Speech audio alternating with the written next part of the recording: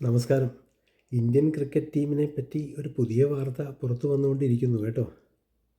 റിപ്പോർട്ടുകൾ പ്രകാരം Indian T20 ടീമിൻ്റെ നായകസ്ഥാനത്ത് നിന്ന് സൂര്യകുമാർ യാദവിനെ മാറ്റാൻ BCCI ഒരുങ്ങുന്നതായി സൂചന. നിലവിലെ വിവരങ്ങൾ ശരിയാണെങ്കിൽ IPL 2026 സീസണ് തൊട്ടു പിന്നാലെ നടക്കുന്ന നമ്മുടെ അയർലൻഡ്, ഇംഗ്ലണ്ട് പര്യടനങ്ങൾക്കുള്ള ടീമിനെ പ്രഖ്യാപിക്കുമ്പോൾ ശ്രേയസ് അയ്യർ ആയിരിക്കും നമ്മുടെ പുതിയ നായകനായി ചുമതലയേൽക്കുക. ഈ മാറ്റത്തിനുള്ള പ്രധാന കാരണങ്ങൾ എന്തൊക്കെയാണ് നമുക്കൊന്ന് നോക്കാം.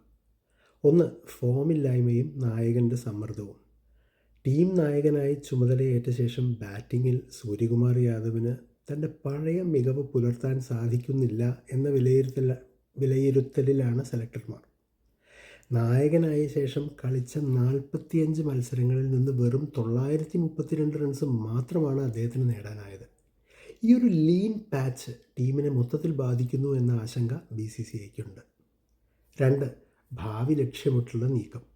2028 T20 ലോകകപ്പും ചരിത്രത്തിൽ ആദ്യമായി ക്രിക്കറ്റ് ഉൾപ്പെടുത്തിയ ലോസ് ഏഞ്ചലസ് ഒളിമ്പിക്സും മുന്നിൽ കണ്ടുകൊണ്ടുള്ള ദീർഘകാലാടിസ്ഥാനത്തിലുള്ളൊരു നീക്കമായാണ് BCCI ഇതിനെ കാണുന്നത്.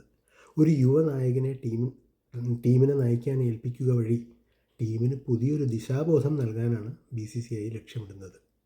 3, ഫിറ്റ്നസ് ആശങ്കകൾ. സൂര്യകുമാറിന് കൈത്തൊണ്ടയിൽ, അതായത് റിസ്റ്റിന് ഒരു പരിക്കുണ്ട്. മറ്റൊരു പ്രധാന കാരണം ഇതാണ്. 2025 IPL മുതൽ തന്നെ അദ്ദേഹം ഈ പരിക്കിനോട് മല്ലിട്ടാണ് കളിക്കുന്നത് എന്നാണ് കേൾക്കുന്നത്. ഈ ആഴ്ചയിൽ റോയൽ ചാലഞ്ചേഴ്സ് ബാംഗ്ലൂരിനെതിരെ നടക്കാനിരിക്കുന്ന നിർണായക മത്സരത്തിൽ സ്കൈ കളിച്ചേക്കില്ല എന്ന റിപ്പോർട്ടുകളും പുറത്തു വരുന്നുണ്ട്. നായകസ്ഥാനം ഒഴിയേണ്ടി വന്നാലും ഒരു സ്പെഷ്യലിസ്റ്റ് ബാറ്ററായി സൂര്യകുമാർ ടീമിൽ തുടരുമോ എന്നതാണ് സ്കൈയുടെ ആരാധകർ ഉറ്റുനോക്കുന്നത്.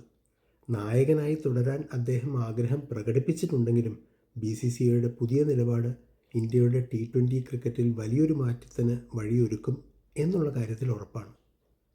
പരിക്കും ബാറ്റിങ്ങിലെ ഫോമില്ലായ്മയും സൂര്യകുമാറിന് തിരിച്ചടിയായപ്പോൾ ശ്രേയസ് അയ്യരിലൂടെ ഒരു പുതിയ യുഗത്തിന് തുടക്കം കുറിക്കാനാണ് ഇന്ത്യൻ ക്രിക്കറ്റ് ബോർഡ് തയ്യാറെടുക്കുന്നത്. കാണാം.